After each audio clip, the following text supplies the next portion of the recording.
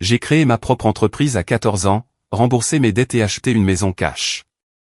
Ensuite, mes parents m'ont poursuivi en justice pour avoir pris la vie que mon frère méritait, et ont essayé de saboter ce que j'avais construit. Je me suis défendu et je me suis assuré qu'ils le regrettent. Salut Reddit, je vous lis depuis longtemps en silence, mais c'est la première fois que je publie. J'ai été élevé par des gens qui pensaient que je leur devais tout, simplement parce qu'ils m'avaient mis au monde. Mais ce n'était pas que ça. Prenez votre popcorn et profitez de ce joyeux bordel d'histoire. Je m'appelle Vincent, 30 ans, un homme. Grandir à Fairmont, dans l'Ohio, était aussi passionnant que de regarder la peinture sécher. La ville s'était construite autour d'usines manufacturières qui étaient sur le déclin depuis avant ma naissance. Au moment où je suis arrivé au lycée, la moitié des usines étaient fermées et l'autre moitié tenait à peine le coup. Mon père travaillait à la maintenance dans l'une des usines restantes, rentrant à la maison avec de la graisse sous les ongles et se plaignant de la réduction des heures supplémentaires. Ma mère travaillait à temps partiel à la caisse d'une épicerie, principalement pour la réduction employée. L'argent était toujours un problème. Les factures s'empilaient sur le comptoir de la cuisine. Les avis de retard de paiement se mélangeaient aux courriers publicitaires. Le câble était coupé tous les quelques mois jusqu'à ce que quelqu'un se souvienne de le payer. Puis il y avait Adrien, mon frère aîné de 2 ans. L'enfant prodige, capitaine de l'équipe de football junior, populaire auprès des bonnes personnes. Il savait toujours exactement quoi dire pour faire sourire nos parents. La comparaison a commencé tôt. Pourquoi ne peux-tu pas être plus comme Adrien? C'était en gros la bande-son de mon enfance. Mon père le disait quand je ramenais une mauvaise note. Ma mère le disait quand j'oubliais de sortir les poubelles. Adrien le disait juste pour être méchant. J'étais différent, cependant. Pendant que les autres enfants étaient obsédés par le sport ou les drames scolaires, je démontais de vieux appareils électroniques en essayant de comprendre comment ils fonctionnaient. Cela ne me rendait pas populaire à la maison. Mon père avait ce regard quand il me trouvait entouré des entrailles d'une radio cassée sur la table de la cuisine, comme si je l'avais personnellement déçu juste par mon existence. Les seuls endroits où je ne me sentais pas comme un bon à rien étaient le cours d'atelier et la salle d'informatique. Monsieur D'Angelo, le prof d'atelier, lui, comprenait. Il me laissait rester après l'école pour travailler sur des projets, m'apprenant la soudure correcte et le dépannage électrique. Mon cousin Félix était le seul membre de la famille qui me traitait décemment. Il avait 1 an de plus, travaillait dans le garage de son père, et avait cette façon de rendre tout moins sérieux que ça ne l'était. Quand les dîners de famille devenaient tendus, Félix sortait une blague qui, d'une manière ou d'une autre, calmait tout le monde sans s'attirer d'ennui. Ce gamin savait comment détendre l'atmosphère. Tout a changé un jeudi en rentrant de l'école. Notre voisin, Monsieur Kowalski, sortait des affaires sur le trottoir, et juste là se trouvait ce vieux système de points de vente de sa quincaillerie. La chose était ancienne, datant probablement du début des années 2000, mais elle avait une bonne base. J'ai demandé si je pouvais l'avoir. Il a ri et a dit que le réparateur voulait $300 pour le réparer. Plus simple d'en acheter un neuf. Il m'a dit de le prendre si je voulais, juste de lui débarrasser son trottoir. Ce système de points de vente est devenu mon univers pendant le mois qui a suivi. J'ai passé chaque après-midi dans notre sous-sol à le démonter, à lire des manuels techniques que je trouvais en ligne, à regarder des vidéos YouTube sur des systèmes obsolètes. Notre voisine, Madame Peppers, passait la tête, demandant parfois ce que je faisais. Elle était une de ces voisines qui savaient tout sur tout le monde, curieuse comme pas possible, mais d'une manière qui aidait parfois. Elle m'apportait des encas et me parlait d'autres personnes du quartier qui avaient des appareils électroniques cassés. Quand j'ai enfin réussi à faire fonctionner ce système, en saisissant des transactions de test et en les voyant se traiter, je me suis senti plutôt bien. M. Kowalski a vu le système réparé quand il est venu emprunter l'échelle de mon père, et en a parlé au propriétaire du magasin de pièces automobiles de la rue principale. Et soudain, un type nommé Rick était à notre porte, m'offrant $50 pour jeter un œil au système de points de vente de sa boutique qui n'arrêtait pas de planter. Je l'ai réparé en 2 heures. Un simple problème logiciel, une base de données corrompue qui devait être reconstruite. Rick m'a regardé travailler, posant des questions sur ce que je faisais. Quand j'ai eu fini, il m'a donné $75 au lieu des 50 convenus. Tu as expliqué, donc j'ai vraiment compris ce qui n'allait pas. Ça vaut quelque chose. La nouvelle s'est répandue vite dans une petite ville. En un mois, le propriétaire d'un magasin de fournitures pour entrepreneurs m'a demandé si je pouvais installer un système d'inventaire pour lui. Ensuite, un garage voulait de l'aide pour moderniser le suivi de ses pièces. C'étaient toutes des entreprises d'artisans fonctionnant avec du matériel ancien à peine fonctionnel. Elles ne pouvaient pas se permettre les grandes solutions d'entreprises qui coûtaient des milliers de dollars. Mais elles payaient volontiers quelques centaines de dollars à un adolescent pour maintenir leur système en état de marche. J'ai installé mon atelier dans notre sous-sol, j'ai trouvé un établi dans un vide-grenier, organisé mes outils, commencé à garder des pièces de rechange de systèmes cassés. À 15 ans, je gagnais un argent décent. Assez pour ramener 3 ou 4 cents dollars par semaine. La réaction de mes parents était prévisible. Mon père se plaignait que mon équipement prenait de la place dans le sous-sol. Peu importe que l'espace ait été vide avant. Mais quand j'ai ramené 600 dollars ce premier mois, ils se sont soudainement intéressés. Ma mère en a pris la moitié, disant que je devais contribuer aux charges du foyer, commencer à payer ma part. J'avais 15 ans, j'étais encore un gamin, mais discuter ne menait nulle part. Alors, j'ai commencé à tenir une double comptabilité. Ils pouvaient prendre leur part de ce que je leur montrais. Le reste allait dans une boîte verrouillée que je cachais derrière le chauffe-eau. Pendant ce temps, Adrien a eu un nouvel ordinateur portable pour l'école. Il avait de l'argent pour l'essence chaque fois qu'il le demandait. Son équipement de football a été payé sans que personne ne bronche. Mon entreprise, ce n'était qu'une passade qui me passerait en grandissant, selon mon père. Mais elle a continué de grandir. Magasin de pièces automobiles, quincaillerie, petits fournisseurs pour entrepreneurs, ils avaient tous les mêmes problèmes. Des systèmes qui fonctionnaient à peine. Pas de véritable suivi des stocks, tout était fait sur papier ou sur des ordinateurs archaïques. J'ai commencé à créer des solutions personnalisées pour eux. Des systèmes de points de vente simples avec une gestion des stocks de base, fiable et bon marché. À 16 ans, je gagnais plus que le travail à temps partiel de ma mère. J'avais engagé Félix pour m'aider avec les installations. Le gamin était doué de ses mains et savait parler aux clients sans avoir l'air d'un robot. Nous partagions les boulots à 70/30 et il était content d'avoir de l'argent en plus pendant que je construisais quelque chose de réel. C'est là que j'ai fait l'erreur de ramener un chèque plus important que d'habitude. 900 dollars pour l'installation d'un système chez un fournisseur de plomberie. Je l'ai montré à mes parents au dîner, cherchant probablement une forme de reconnaissance ou quelque chose du genre. Les yeux de mon père se sont écarquillés. Le lendemain, il m'a assis avec un air sérieux et m'a expliqué que maintenant que je gagnais de l'argent réel, je devais commencer à payer un loyer, 400 dollars par mois, pour une chambre dans une maison qu'il possédait déjà. Dans l'esprit de mes parents, je leur devais tout pour avoir existé dans leur maison pendant 16 ans. C'est devenu la norme. Plus je gagnais, plus ils prenaient. Ça a commencé par le loyer, puis c'est devenu des contributions au foyer, puis c'est devenu tout ce pourquoi ils avaient besoin d'argent ce mois-là. Adrien avait besoin de livres pour préparer l'université. Ça viendra de Vincent. La voiture a besoin de nouveaux pneus. Vincent s'en occupe. J'ai appris très vite que dans notre maison, il y avait 2 poids, 2 mesures. Celui d'Adrien, où tout lui était donné, et le mien, où tout m'était retiré. Le vrai réveil a eu lieu juste après mon 17e anniversaire. Un relevé de carte de crédit est arrivé par la poste. Mon nom dessus, un compte que je n'avais jamais ouvert. Puis un autre. 3 cartes différentes, toutes plafonnées. 28 000 dollars de dette à mon nom. Je me suis assis sur mon lit, fixant les chiffres, calculant combien de temps il me faudrait avec un salaire minimum pour rembourser ça. La réponse m'a donné envie de vomir. Je les ai coincés dans le salon, j'ai jeté les relevés sur la table basse. Ma mère n'a même pas essayé de nier. Elle a juste dit qu'Adrien avait besoin d'une voiture pour l'université et qu'il devait réparer le toit. Elle a dit que mon entreprise nous avait donné un bon crédit, alors ils l'ont utilisé. Vous avez usurpé mon identité. Mon père a à peine levé les yeux de la télé. Ne sois pas si théâtral. C'est l'argent de la famille, de toute façon. Tu as vécu ici gratuitement pendant des années. Je vous paie 4 cents dollars par mois depuis 1 an, et maintenant vous paierez plus. Pense à ça comme ta contribution à l'avenir de ton frère. Cette nuit-là, j'ai réalisé qu'ils ne me voyaient pas comme leur fils. Ils me voyaient comme une ressource. Et Adrien, il est passé devant ma chambre plus tard dans la nuit, s'est arrêté à la porte avec ce sourire narquois.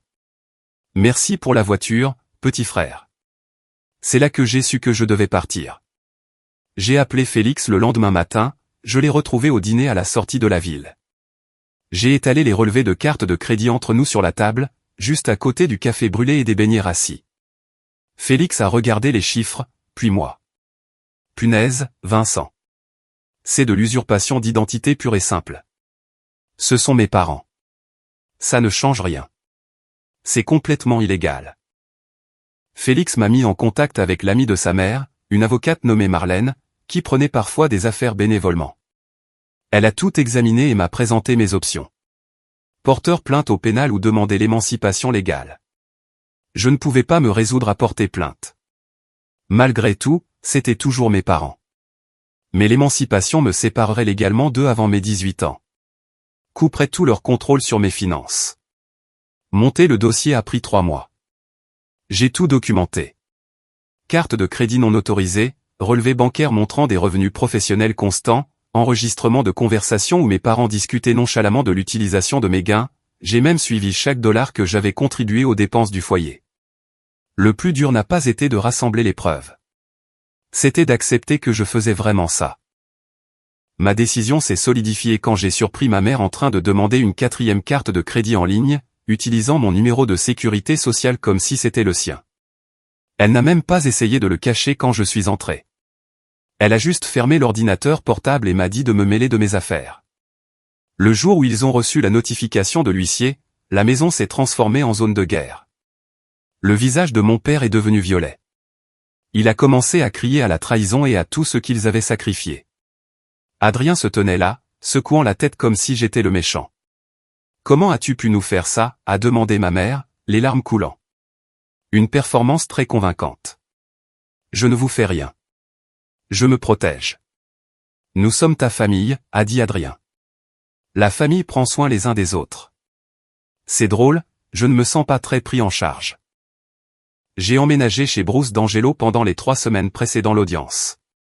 Bruce était le frère aîné de Monsieur D'Angelo, un électricien à la retraite qui vivait seul dans une maison trop grande pour une personne.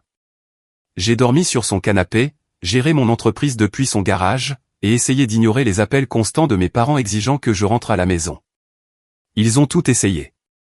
Appelé mes clients. Débarqué chez Bruce en prétendant que je leur avais volé de l'argent.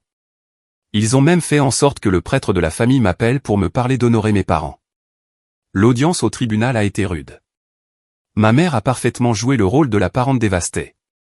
Pleurant sur son fils à problème qui avait toujours été difficile. Elle a dit qu'il n'avait pris le contrôle de mes finances que pour m'aider, puisque je n'étais qu'un gamin qui ne comprenait rien à l'argent. La juge a examiné chaque document, regardé les cartes de crédit non autorisées, écouté les enregistrements, lu les relevés bancaires. Quand elle a rendu son verdict, elle n'a pas mâché ses mots. Elle a dit que le tribunal voyait clairement une exploitation financière qui rendait la cohabitation continue impossible. Elle a accordé la pétition. À 17 ans, j'étais légalement un adulte. Bruce m'a aidé à trouver un logement. Un garage converti en appartement derrière un vieil entrepôt du côté industriel de la ville. J'ai rempli les papiers pour établir Valentini System comme une véritable entreprise. J'ai ouvert des comptes bancaires que mes parents ne pouvaient pas toucher. Le retour à la réalité a été brutal. Après le loyer et les dépenses professionnelles, presque chaque dollar partait dans les paiements minimums de cette dette. J'ai fait une feuille de calcul pour tout suivre. Projection initiale pour la rembourser, 6 ans. 6 ans de ma vie, à payer pour leur choix. Ma famille a complètement coupé les ponts. Adrien a bloqué mon numéro. Mes parents refusaient de me reconnaître. Ce premier Thanksgiving, j'ai mangé du poulet frit de station-service dans mon appartement et j'ai travaillé sur un système de points de vente pour une quincaillerie de la ville voisine. Madame Peppers est venue avec une assiette de nourriture, cependant. Elle avait trouvé où je vivais d'une manière ou d'une autre. Elle n'a pas posé de questions, m'a juste tendu l'assiette et m'a dit qu'elle avait gardé mon courrier qui continuait d'être livré à mon ancienne adresse. Félix passait la plupart des week-ends avec des encas et des histoires des dîners de famille auxquels je n'étais pas invité. Il me tenait au courant des drames. Il ne m'a jamais poussé à me réconcilier, il a juste continué à venir, ce qui comptait plus qu'il ne le pensait probablement. 8 mois après l'émancipation, le propriétaire d'une chaîne de magasins de pièces automobiles de taille moyenne m'a approché pour moderniser l'ensemble de leur système. 5 emplacements, tous fonctionnant avec des configurations anciennes et différentes. Aucune ne communiquait entre elles. Il voulait un suivi unifié des stocks et un système de points de vente moderne. C'était bien au-delà de tout ce que j'avais fait auparavant. Mais je ne lui ai pas dit ça. Je lui ai juste donné un prix et un délai. Puis j'ai passé les 3 semaines suivantes à apprendre tout ce que je pouvais sur les systèmes en réseau et les bases de données centralisées. Félix a aidé avec les installations physiques pendant que je m'occupais de la partie logicielle. Nous avons travaillé les nuits et les week-ends, testant et retestant jusqu'à ce que tout fonctionne parfaitement. Quand ce système a été mis en service et a réellement fonctionné, j'ai réalisé que j'avais pensé trop petit. Ces entreprises d'artisans avaient besoin de vraies solutions, pas seulement de pansements sur du matériel mourant. Elles avaient besoin de systèmes conçus spécifiquement pour leur flux de travail. J'ai complètement changé de cap, j'ai commencé à me concentrer exclusivement sur des systèmes de points de vente et d'inventaire robustes pour les magasins d'artisans. Je me suis bâti une réputation pour des systèmes fiables, pratiques et solides, des configurations qui aidaient les boutiques à fonctionner plus efficacement. À 18 ans, j'avais plus de travail que je ne pouvais en gérer seul. J'ai embauché 2 gars du collège communautaire qui savaient vraiment ce qu'ils faisaient.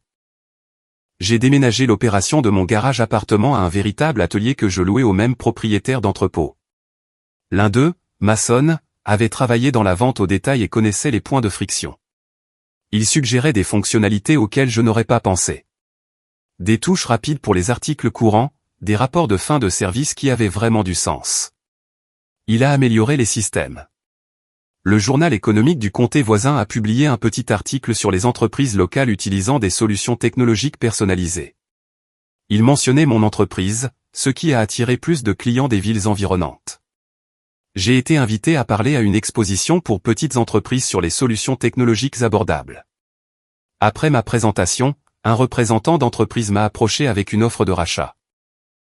Il voulait me racheter, transformer mes systèmes en un produit qu'il pourrait vendre. Le chiffre était tentant.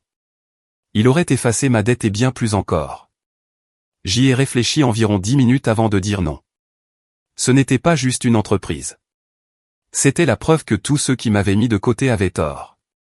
Vers 19 ans, je me suis mis à la menuiserie. Travailler de mes mains sur des projets non numériques m'aidait à me vider la tête. J'ai construit un établi, puis une table basse, puis de petits meubles pour des amis. L'entreprise continuait de croître régulièrement. Plus de clients, plus de systèmes, une meilleure réputation.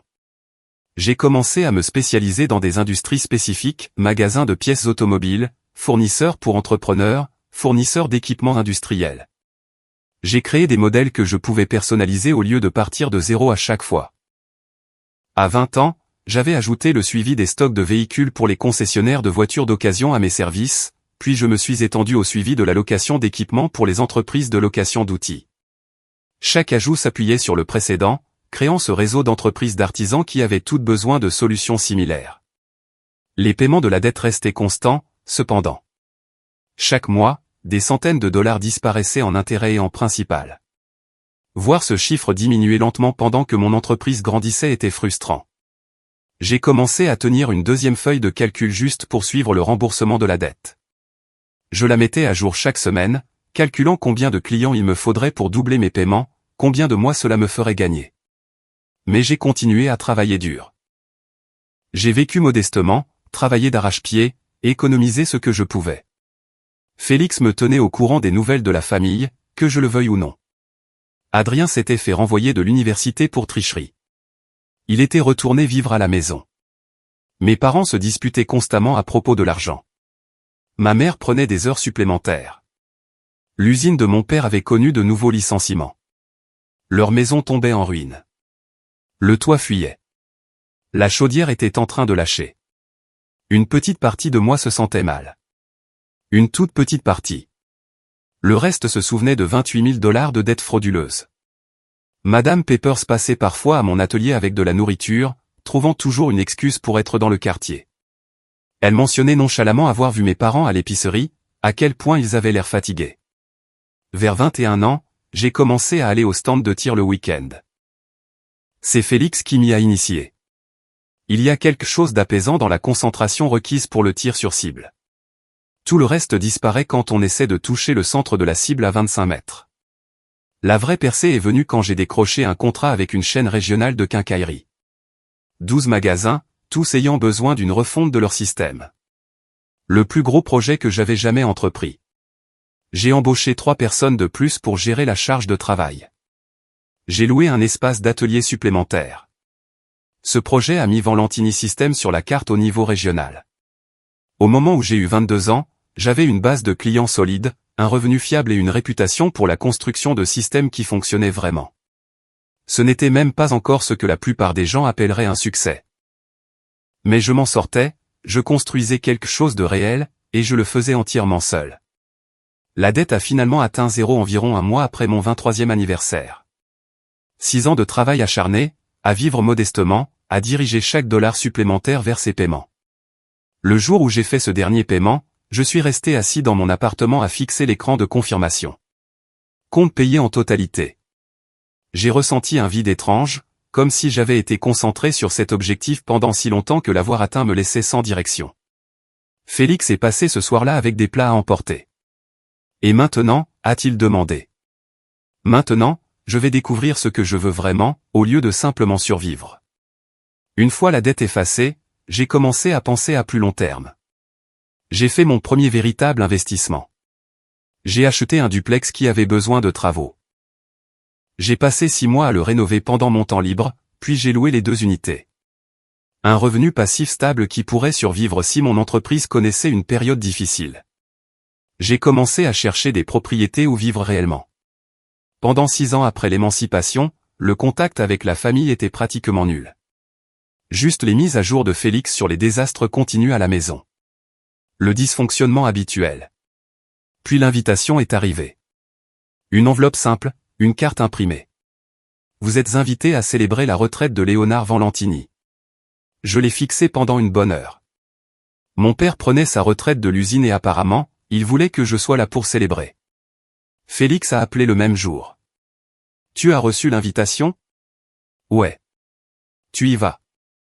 Je n'ai pas décidé. Maman a demandé si je pensais que tu viendrais. Ça semble important pour eux. Quelque chose n'allait pas. Contre tous mes instincts qui me disaient que c'était une mauvaise idée, j'ai répondu. Oui. La fête de départ à la retraite avait lieu à la salle des anciens combattants de Fairmont. Rien d'extraordinaire, juste la configuration standard.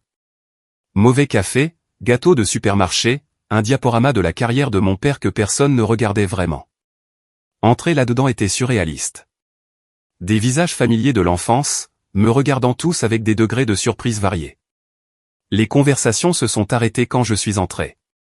Mes parents se sont approchés ensemble. Mon père avait beaucoup vieilli, plus de cheveux gris, plus de poids au milieu du corps, les épaules affaissées en permanence par des années de travail physique. Ma mère avait la même apparence soigneusement entretenue, coiffure et maquillage parfait, mais avec une expression pincée comme si la vie l'avait déçue. « Vincent, content que tu aies pu venir », a dit mon père, formel, distant. « Félicitations pour la retraite. » Adrien est resté en retrait au début, puis il est venu avec ce faux sourire plaqué sur le visage. « Petit frère, ça fait longtemps. »« Adrien, j'ai entendu dire que ta petite entreprise marche bien. Ça paie les factures. » Ils m'ont présenté aux collègues de mon père comme « notre autre fils qui travaille avec les ordinateurs ». Tout au long de la soirée, j'ai gardé mes distances, échangeant des banalités avec des gens que je me souvenais à peine tout en observant la dynamique. Quelque chose clochait. La fête semblait plus chère qu'elle n'aurait dû l'être pour la retraite d'un ouvrier d'usine. Près de la table de nourriture, j'ai surpris mon oncle parler à l'un des anciens collègues de mon père. Maintenant que Vincent est de retour dans le tableau, Léonard espère un peu d'aide. Le gamin a bien réussi. Il est temps qu'il aide sa famille. Plus tard, j'ai capté des fragments de conversation. Des plans pour un grand camping-car que mon père aurait acheté. Ma mère mentionnant une croisière qu'ils avaient réservée. Adrien lâchant nonchalamment qu'il venait de verser un acompte sur un appartement en ville. Rien de tout cela n'avait de sens. Madame Peppers était là aussi. Elle s'est approchée de moi à un moment donné avec une assiette de amuse-gueule à l'air triste. « Fête intéressante », a-t-elle dit. Beaucoup de choix coûteux pour quelqu'un qui prend sa retraite d'une usine. J'ai remarqué ça aussi. Tes parents ont dit aux gens que tu réussissais très bien. Très bien, en effet. La façon dont elle l'a dit a clairement indiqué qu'elle me mettait en garde contre quelque chose. En rentrant à mon appartement cette nuit-là, je ne pouvais pas me défaire du sentiment que quelque chose se tramait. L'invitation soudaine après des années de silence, la fête coûteuse, les mentions désinvoltes de mon succès à tout le monde, tout cela semblait suspect. Puis, 4 semaines plus tard, alors que mon père était censé profiter de sa nouvelle retraite, un coursier a livré des papiers à mon atelier. Une plainte légale. Léonard Valentini, Marlène Valentini et Adrien Valentini comme plaignants, moi comme défendeur. Ils me poursuivaient pour obtenir une compensation, affirmant que mon succès était construit sur le soutien et les ressources précoces fournies par la famille, exigeant 35% de la propriété de Valentini System, plus 150 000 $ de dommages et intérêts pour détresse émotionnelle et opportunités manquées. L'affidavit d'Adrien affirmait que j'avais volé des opportunités commerciales qui auraient dû être les siennes, que nos parents avaient investi en moi alors qu'ils ne recevaient rien, que je devais à la famille des années de logement et de soutien. En lisant page après page de foutaises fabriquées, la fête de départ à la retraite a soudainement pris tout son sens. C'était un piège. Créer un récit de réunion de famille, s'assurer que les gens nous voient ensemble, recueillir des informations sur mon entreprise avant de lancer leur attaque. J'ai immédiatement appelé mon avocat d'affaires, Julien, et lui ai tout transféré. Sa réponse après avoir examiné la plainte, c'est de la pure fiction. Ils prétendent avoir fourni un soutien précoce essentiel au développement de votre entreprise. Ils m'ont volé, ont ouvert des cartes de crédit à mon nom et m'ont laissé avec la dette. Je sais. Nous avons tout cela documenté depuis votre affaire d'émancipation. Leurs affirmations sont des sornettes, mais nous devons prendre cela au sérieux. Les procès de famille tournent vite au vinaigre. Nous avons assemblé une équipe juridique en 3 jours. Julien la dirigeait. Il a fait appel à Marlène, qui s'était occupée de mon émancipation. Leur évaluation était mitigée. Légalement, les revendications de ma famille étaient sans fondement. J'avais été émancipé spécifiquement en raison d'une exploitation financière, tout était parfaitement documenté. Mais ils ne cherchaient pas une victoire juridique. Ils voulaient un règlement à l'amiable, pariant que je les paierais pour éviter les tracas et les dommages potentiels à la réputation de mon entreprise. Cette prise de conscience m'a mis en colère. J'ai dit à mon équipe de se battre jusqu'au bout. Sans regarder à la dépense. Alors que le processus juridique commençait, nous avons découvert à quel point ils avaient été calculateurs. Grâce à la communication des pièces, nous avons appris qu'ils surveillaient mon entreprise depuis des années. Adrien avait créé de faux profils LinkedIn pour se connecter avec mes clients, recueillant des informations sur les projets et les revenus. Mes parents avaient interrogé Félix sur mon entreprise chaque fois qu'il leur rendait visite, le pompant pour des détails. Le plus troublant était la preuve que quelqu'un avait tenté d'accéder à mes comptes bancaires professionnels en utilisant les réponses aux questions de sécurité. Des questions sur mon enfance que seule la famille pouvait connaître. Notre informaticien a retracé les tentatives jusqu'à une adresse IP correspondant au fournisseur d'accès Internet de mes parents. Les implications en matière de sécurité étaient suffisamment graves pour que je mette en place des protections renforcées sur tout. J'ai changé chaque question de sécurité pour des réponses qui n'avaient rien à voir avec mon histoire réelle. Félix s'est senti très mal quand il a découvert qu'ils avaient utilisé des informations qu'il avait mentionnées nonchalamment. Je ne savais pas. Il demandait juste comment tu allais, et je pensais qu'il s'en souciait vraiment. Ce n'est pas de ta faute. Ils sont doués pour manipuler les gens. Le choc émotionnel a été pire que celui de l'émancipation. J'avais passé 6 ans à construire une vie complètement séparée d'eux. Prouver que je pouvais m'en sortir seul. Maintenant, ils essayaient de revenir de force. Pas parce qu'ils se souciaient de moi, mais parce qu'ils voyaient de l'argent qu'ils pensaient mériter. J'ai commencé à passer plus de temps au stand de tir. La concentration requise m'aidait à me vider la tête. Félix me rejoignait la plupart des week-ends et nous brûlions des munitions sans parler du procès. Le procès est devenu semi-public rapidement. Quelques clients ont posé des questions à ce sujet, préoccupés par la stabilité. J'ai dû les rassurer à plusieurs reprises que cela n'affecterait pas leur service. Le processus de communication des pièces a révélé la véritable histoire. Des emails entre mes parents et Adrien remontant à près de 2 ans, complotant sur la manière de renouer avec moi spécifiquement pour poursuivre des revendications financières. Ma mère avait conservé des articles sur mon entreprise, pris des captures d'écran de publications sur les réseaux sociaux.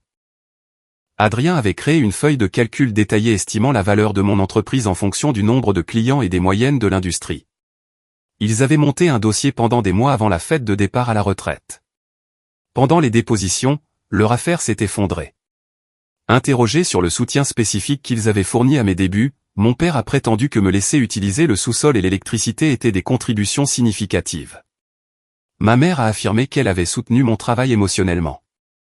La déposition d'Adrien était presque divertissante. Pressé sur son affirmation selon laquelle j'avais volé ses opportunités, il n'a pas pu articuler quelles étaient ces opportunités. L'affaire est passée devant le juge Eldridge. Au cours des débats, les témoignages de mes parents sont devenus plus désespérés.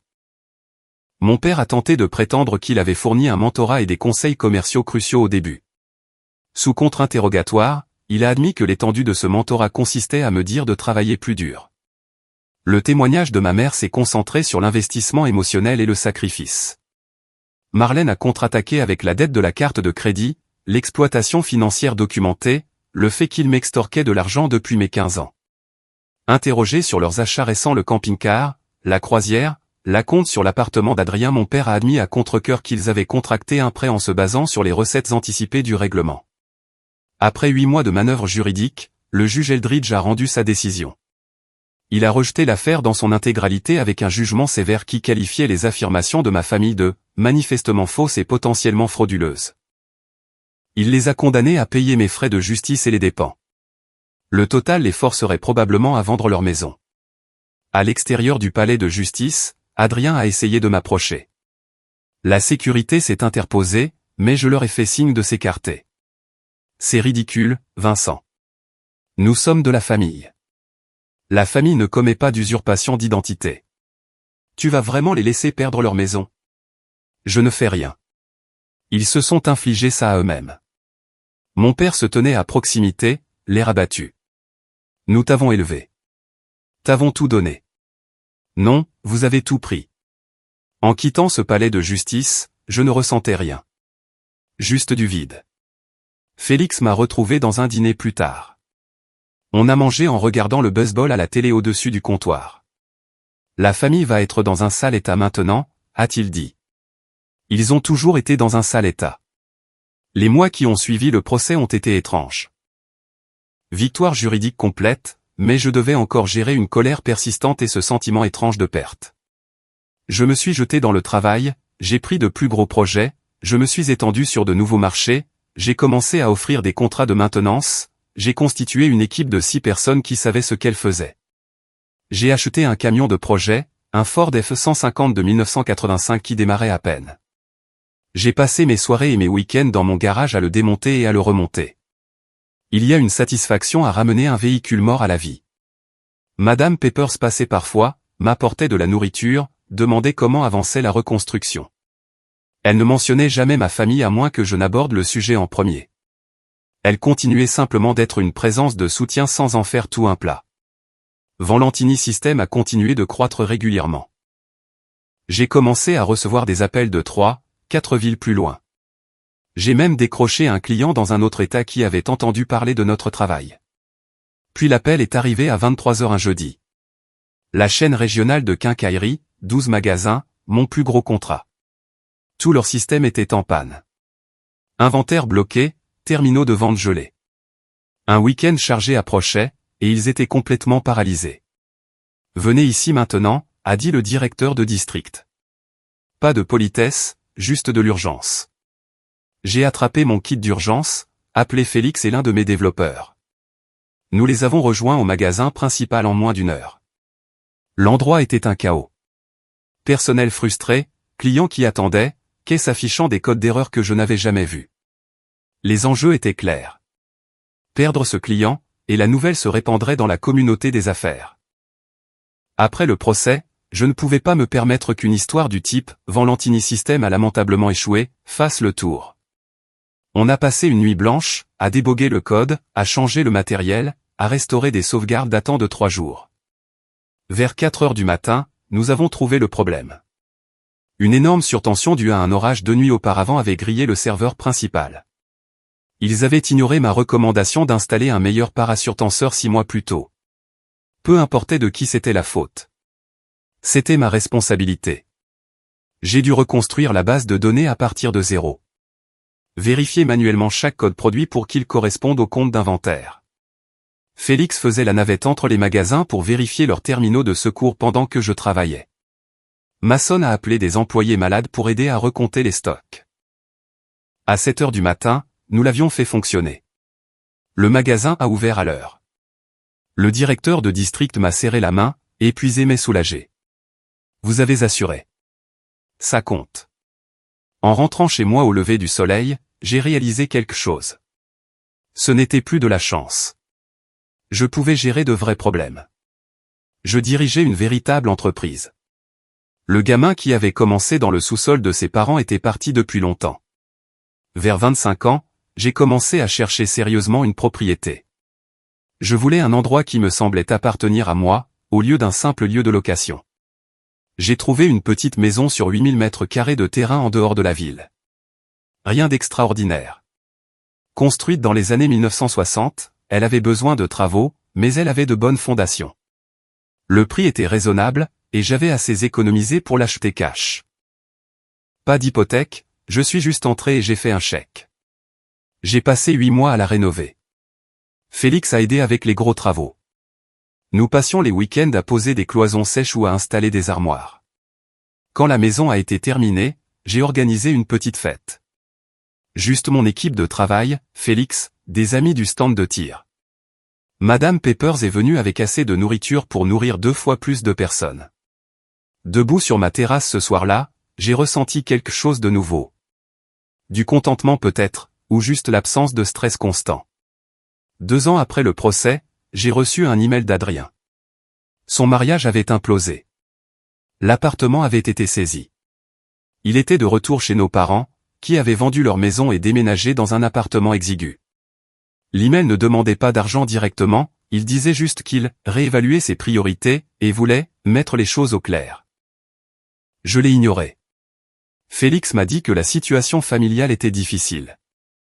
L'argent de la retraite de mon père s'était épuisé plus vite que prévu. Ma mère travaillait à nouveau à plein temps. 2 emplois maintenant. Adrien ne parvenait pas à conserver un emploi stable. Il se faisait virer constamment pour des problèmes de comportement. J'écoutais mais je n'intervenais pas. Leurs problèmes n'étaient pas les miens à résoudre. J'ai commencé à sortir à cette époque. J'ai rencontré une femme nommée Karina dans un cours de menuiserie. Elle était ingénieure. Elle avait sa propre vie. Nous avons commencé à nous voir. En prenant notre temps.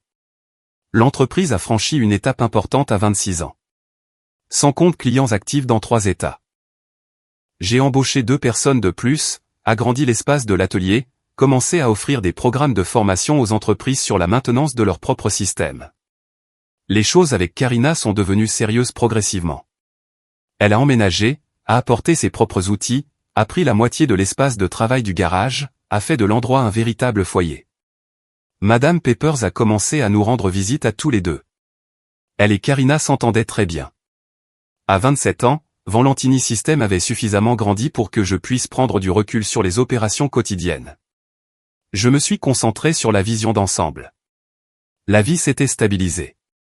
Travail la semaine, projets et loisirs les week-ends, voyages occasionnels avec Karina. Des choses normales. L'entreprise a dépassé les 150 clients actifs cette année-là. Madame Peppers a mentionné avoir vu ma mère à l'épicerie parfois. Elle a dit qu'elle avait l'air fatiguée, épuisée.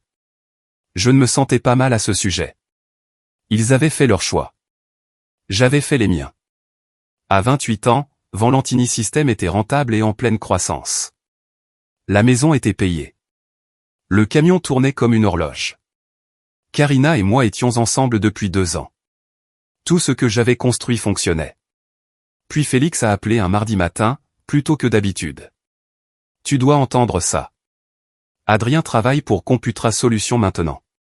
Computra était mon plus grand concurrent. Des services similaires, mais il facturait plus cher et survendait des fonctionnalités dont les clients n'avaient pas besoin. Et alors ? Alors, il a appelé tes clients en leur offrant des forfaits de migration pour passer à Computra. Il utilise les informations qu'il a obtenues lors de la communication des pièces du procès. Liste de clients, détails des projets, tout ça. Je suis resté assis, en train de digérer l'information. Ces informations étaient sous-scellées.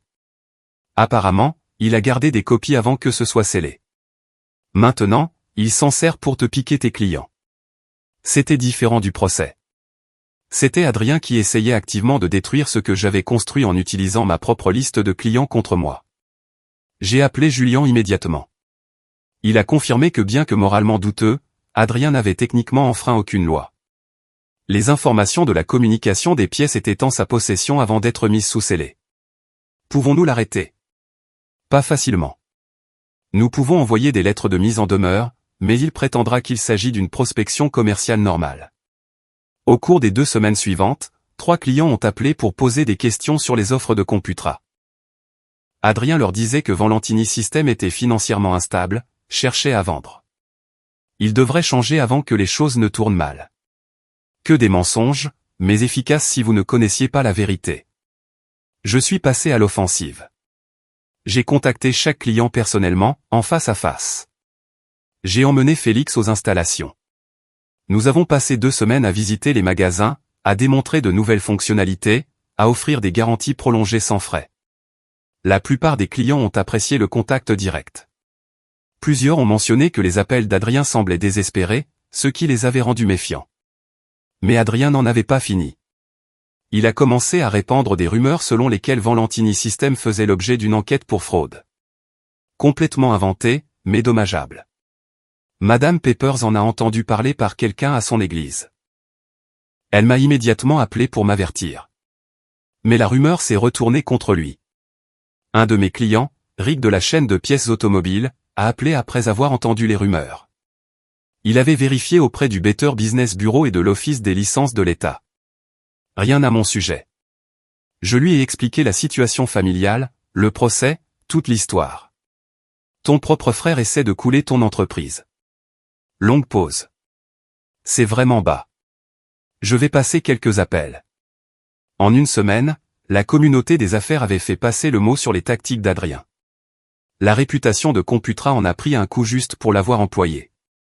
Plusieurs propriétaires de magasins m'ont appelé spécifiquement pour dire qu'ils avaient immédiatement rembarré Adrien. Le pari d'Adrien a échoué. Pire qu'échoué, il a renforcé ma position. Les clients qui avaient été occasionnels sont devenus fidèles. De nouveaux clients m'ont approché spécifiquement parce qu'ils avaient entendu comment j'avais géré la situation. Computra a licencié Adrien après 6 semaines. La vraie victoire est venue 3 mois plus tard. Le directeur régional de l'une des plus grandes sociétés de location d'équipements du Midwest a appelé pour un partenariat. Ils avaient entendu parler de nous par la communauté des affaires. Cette situation nous a montré que vous aviez de l'intégrité, a-t-il dit lors de notre réunion. Intéressé par un contrat pour 43 sites? La plus grande opportunité que j'avais jamais eue. Nous avons négocié pendant 2 semaines. L'accord final était un contrat de 3 ans avec des options de prolongation. Des revenus qui doubleraient la taille de mon entreprise. Je l'ai signé un vendredi après-midi. Je suis resté assis dans mon bureau après, regardant le contrat, essayant de réaliser ce qui venait de se passer. 2 semaines plus tard, un email est arrivé de l'Office des licences de l'État. Une plainte formelle déposée contre Valentini System alléguant des pratiques d'installation dangereuses et des clients trompés. Rapport anonyme. Une enquête était requise avant que les contrats puissent avancer. Mon estomac s'est noué. J'ai appelé Julien immédiatement. Nous devons régler ça rapidement. Nous avons creusé. La plainte citait des projets spécifiques d'il y a 3 ans. Des détails sur la structure initiale de mon entreprise. Mentionnait l'espace de travail au sous-sol de la maison de mes parents. Des informations que seule une personne ayant une connaissance de l'intérieur pouvait avoir. C'est votre famille, a dit Julien. Oui, bien sûr que c'était eux. Ces gens n'abandonnent jamais. Nous avons déposé une réponse détaillée avec des documents prouvant que chaque installation respectait le code, inclus des témoignages de clients, montrant que notre bilan de sécurité était impeccable. L'Office des licences a enquêté pendant 2 semaines. La plainte a été rejetée comme étant sans fondement. Aucune preuve. Source anonyme avec une rancune apparente contredite par une documentation exhaustive. Même après tout ça, ils essayaient toujours de s'immiscer dans ma vie et de détruire ce que j'avais construit. Et ils échouaient toujours. Le soutien de la communauté des affaires a renforcé ce que je savais. La réputation ne se construit pas sur ce que votre famille dit de vous. Elle se construit sur ce que vous faites réellement. L'expansion de l'entreprise s'est faite rapidement après cela. J'ai embauché plus de personnel en 3 mois. J'ai loué un plus grand espace d'atelier, puis j'ai acheté le bâtiment au lieu de le louer. C'était logique financièrement, et posséder l'espace me semblait juste. J'ai fait de Félix un partenaire à peu près au même moment. 20% de la propriété. Il avait été là depuis le début. Il méritait une vraie part. Nous avons signé les papiers de partenariat dans un café. Juste nous deux. C'est vraiment en train d'arriver, a dit Félix. Ouais.